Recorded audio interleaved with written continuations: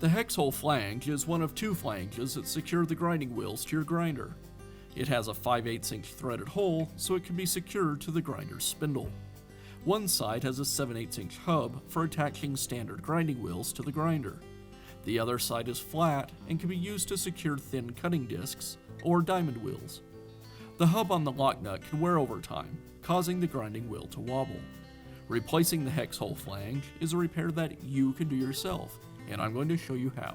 I'll begin by removing the grinding wheel from the grinder. First, I'll lock the spindle with the spindle lockout button. I'll rotate the grinding wheel by hand until the lock engages.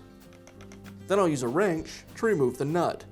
This style of nut can use either a traditional spanner wrench or just simply a hex wrench.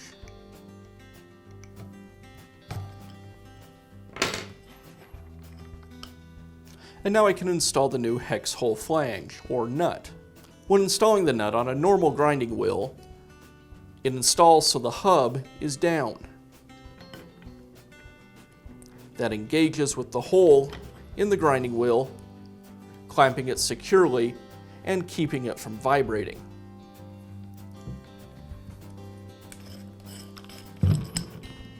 If I'm installing a thin wheel, like this diamond wheel or a thin cutoff disc,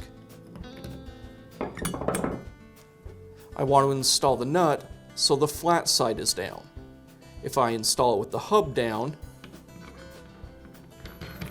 it won't clamp the wheel and it'll just rotate on the spindle.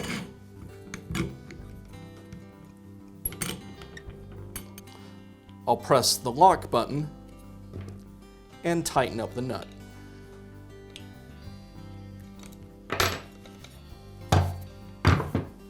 And that's all it takes to install a Hex Hole Flange on your grinder.